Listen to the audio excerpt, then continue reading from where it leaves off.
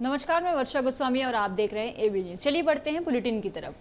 नेता प्रतिपक्ष चरणदास महंत के द्वारा पीएम मोदी पर दिए गए बयान को लेकर बीते दिनों भारतीय जनता पार्टी के कार्यकर्ता उप मुख्यमंत्री विजय शर्मा के नेतृत्व में नेता प्रतिपक्ष के निवास के सामने विरोध करने पहुंचे और नारेबाजी की।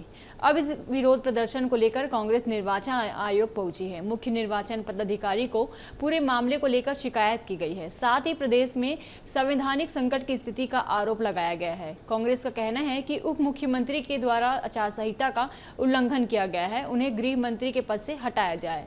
जिस प्रकार से गृह मंत्री श्री विजय शर्मा जी ने कल आचार संहिता का उल्लंघन किया, अपने संवैधानिक पद की मर्यादा का उल्लंघन करते हुए नेता प्रतिपक्ष के निवास पे भीड़ ले जाकर प्रदर्शन किए, उन्होंने हुड़दंग मचाया, नारेबाजी की, वह सीधे सीधे देश के संविधान को मखौल उड़ाने वाला काम है।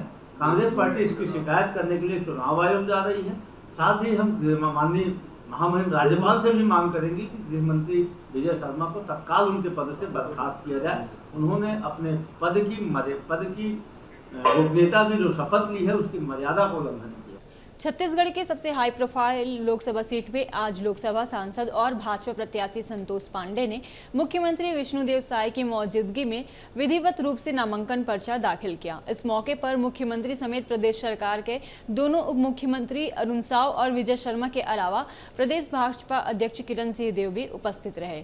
कलेक्ट्रेट परिसर में मीडिया से बातचीत में सीएम साय ने कहा कि नामांकन दाखिल की प्रक्रिया पूरी हो गई है। राजनांदगांव और लोकसभा से भाजपा की जीत सुनिश्चित है। उन्होंने प्रत्याशी संतोष पांडे के स्पष्ट जीत को लेकर उत्साह के साथ जवाब दिया। कोरबा लोकसभा की बीजेपी प्रत्याशी सरोज पांडे ने गुरुवार को भरतपुर सोनहट विधानसभा के केल्हारी पहुंची, जहां उन्होंने नेता प्रतिपक्ष चरणदास महंत के बयान पर जमकर निशाना साधा और कहा कि हार की निराशा से वो प्रधानमंत्री के सिर फोड़ने की बात कह रहे हैं। कांग्रेस को देश की 140 करोड़ की जनता जवाब देगी। उन्होंने कहा कि बीजेपी छत्तीसगढ़ में 11 की 11 लोकसभा सीट जीत रही है।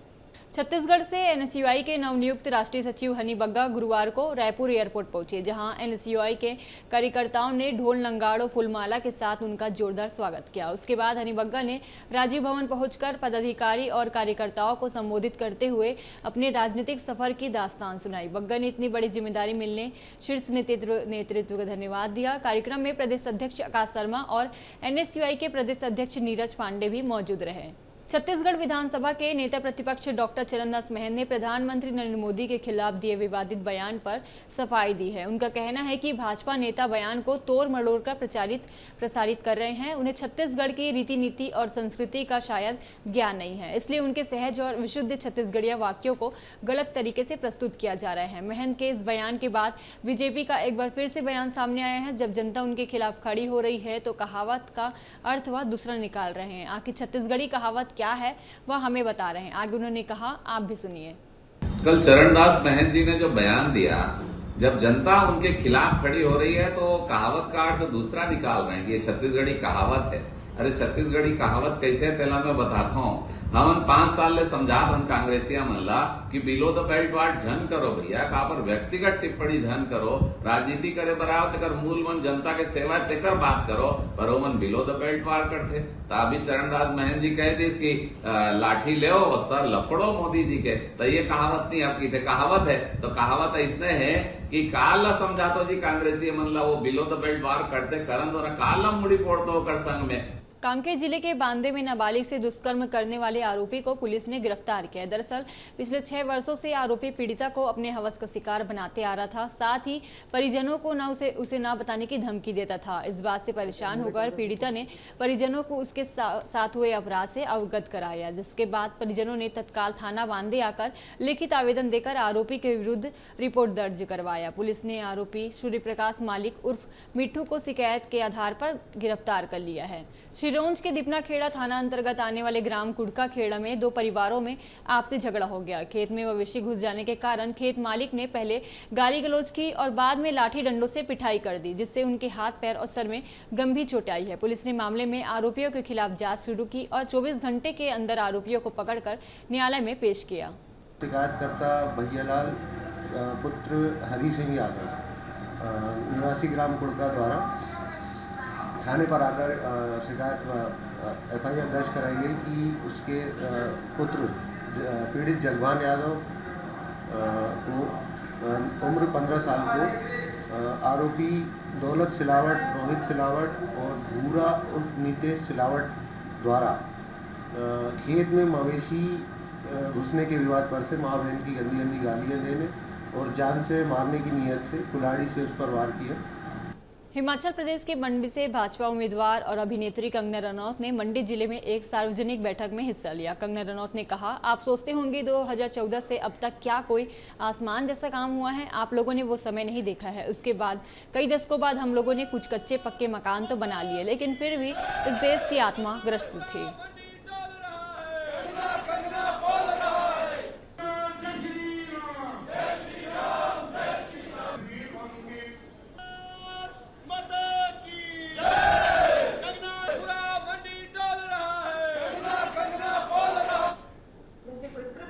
जैसे कुछ ग्रस्त होता है, उस तरह से इस देश की आत्मा थी। वो ऐसा क्यों था? क्योंकि हमारा जो स्वाभिमान है, हमारा जो आत्मविश्वास था और हमारा जो आत्मसम्मान है, वो इन स्वतंत्रता ने तार तार कर दिया था। लेकिन जब यहाँ पर उसी विदेशी सोच विचार वाली सरकार आई, उन्हीं की ही एक एक्सटेंशन या उन्हीं की ही एक सरकार वो कही जा सकती है।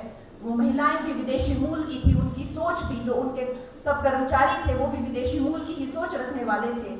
उन्होंने हमारे आत्मसम्मान को झकझोर के रख दिया। कर्नाटक के लाचियान गांव में 1.5 साल का बच्चा खुले बोरवेल में गिर गया था, जिसे 20 घंटे की कड़ी मशक्कत के बाद सुरक्षित बाहर निकाल लिया गया है। बच्चा बुधवार की शाम बोरवेल में 15 से 20 फीट की गहराई में जाकर सिर के बल फंस गया था। बच्चे की पहचान सात्विक मुंजा गोंद के तौर पर की गई है, जो विजयपुरा जिले का रहवासी है। गुरुवार की सुबह तक बचाव अभियान चलता रहा। एनडीआरएफ और एसडीआरएफ ने बच्चों को बोरवेल से बाहर निकाल लिया है।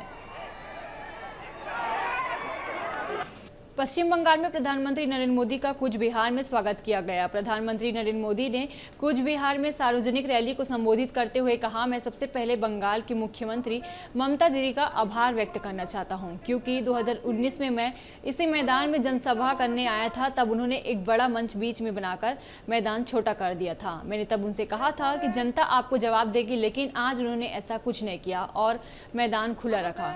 इसलिए मैं बंगाल सरकार का कोई रुकावट न करने के लिए आभार व्यक्त करता हूं। से पहले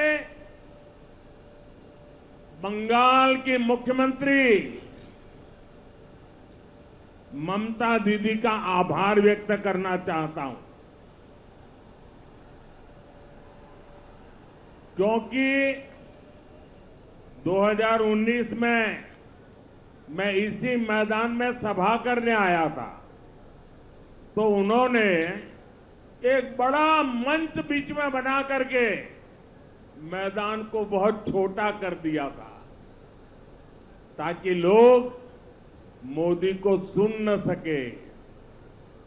और मैंने उस दिन कहा था कि दीदी आपने अच्छा नहीं किया, अब जनता आपको जवाब देगी, और आपने जवाब दे दिया। इस बुलेटिन में बस इतना ही। आप बने रहिए एबी न्यूज के साथ। नमस्कार।